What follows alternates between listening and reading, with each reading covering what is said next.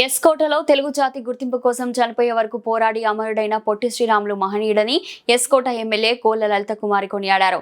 శ్రీరాము లాంటి మహనీయులు స్ఫూర్తితోనే ముందుకు సాగుతానని ఆవిడ పేర్కొన్నారు. ఎస్కోట మండల పరిషత్ కార్యాలయంలో అమరజీవి పొట్టి శ్రీరాములు 125వ జయంతి వేడుకలు బుధవారం ఘనంగా జరిగాయి. పరిషత్ సమావేశ మందిరంలో జరిగిన వేడుకలో ముఖ్య అతిథిగా పాల్గొన్న ఎమ్మెల్యే లలిత కుమారి అధికారులతో కలిసి పొట్టి శ్రీరాములు చిత్రపటానికి నివాళులర్పించారు. కార్యక్రమంలో భాగంగా అమరావతిలో కూటమి ప్రభుత్వం ఆధ్వర్యంలో నిర్వహించిన పొట్టి శ్రీరాములు స్మృతివనం ప్రారంభం విగ్రహావిష్కరణ వేడుకలను లైవ్ స్ట్రీమింగ్ ద్వారా ఎమ్మెల్యే కోళ్ల లలిత కుమారి కూటమి నాయకులు అధికారులతో కలిసి వీక్షించారు. ఈ సందర్భంగా ఎమ్మెల్యే కోళ్ల లలిత కుమారి మాట్లాడుతూ పట్టుదలకు నిలువెత్తు నిదర్శనం పొట్టి శ్రీరాములు అని కొనియాడారు.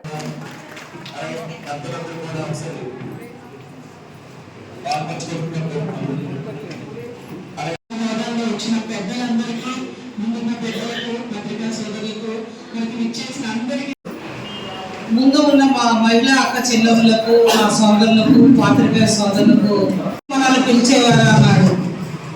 ఎలా మన తెలుగు వాళ్ళని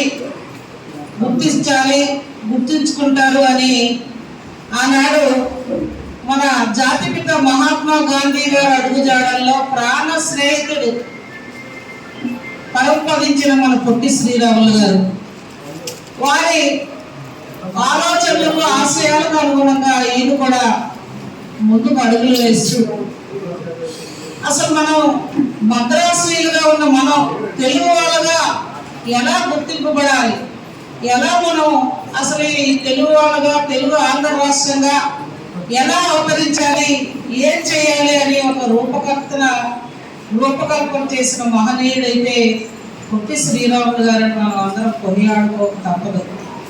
అటువంటి మహనీయుడు ఇవాళ ఆంధ్రప్రదేశ్ కూటమి ప్రభుత్వం గుర్తించి వారిని అమరావతిలో ఏదైతే ఆనాడు ఆంధ్ర రాష్ట్రం కోసం పోరాటం చేసి అంతకంటే ముందు ఉప్పు సత్యాగ్రహం కోసం అనేక పోరాటాలు గాంధీ మహాత్ముడితో ఆనాడు శ్రీరాములు గారు చేసి స్వతంత్ర పోరాటంలో సమరయోధుల్లో ముందుండి నడిపించి మరలా మన తెలుగు రాష్ట్రాన్ని ఏర్పాటు చేయడం కోసం 58 రోజులు ఆమరణ నిరాహార దీక్ష చేసి చనిపోయిన మన కోసం చనిపోయిన వాళ్ళు ఎవరు అంటే పొట్టి శ్రీరాములు గారు. అందరూ మర్చిపోకూడదు తెలుగు వాళ్ళు.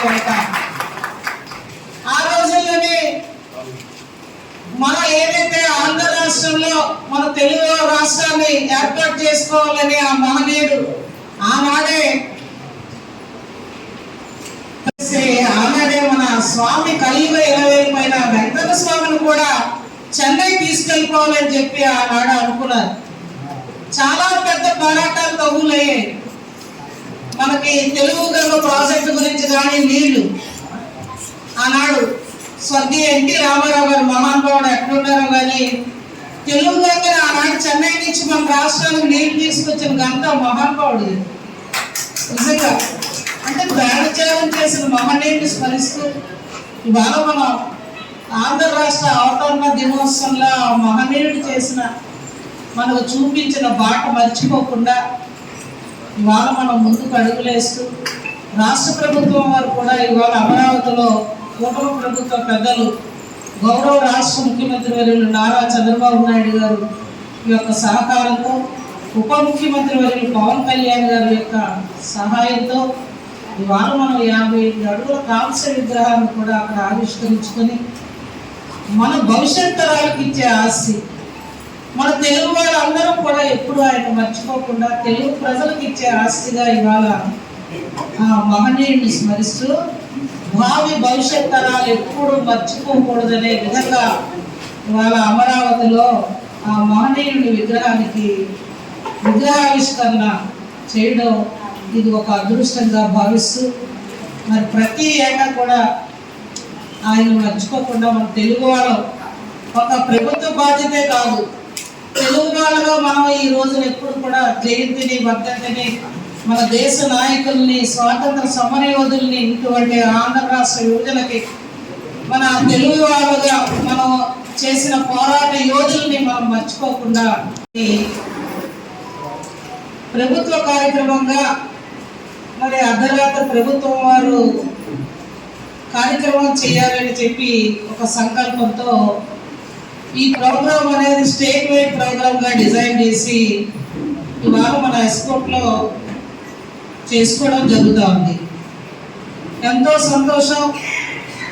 నాకంటే ముందు మాట్లాడిన పెద్దలంతా మాట్లాడిన మాటలకు ఇవాళ మనమంతా ఒక ఆలోచనలో ఆలోచించుకుంటూ అసలు మనం స్వాతంత్రం ఏర్పడిన తర్వాత స్వతంత్రం వచ్చింది అని అనుకున్నా ఎలా ఉండాలి, ఏం చేయాలి, మనకు గౌరవం గుర్తింపు ఆనాడు లేదు.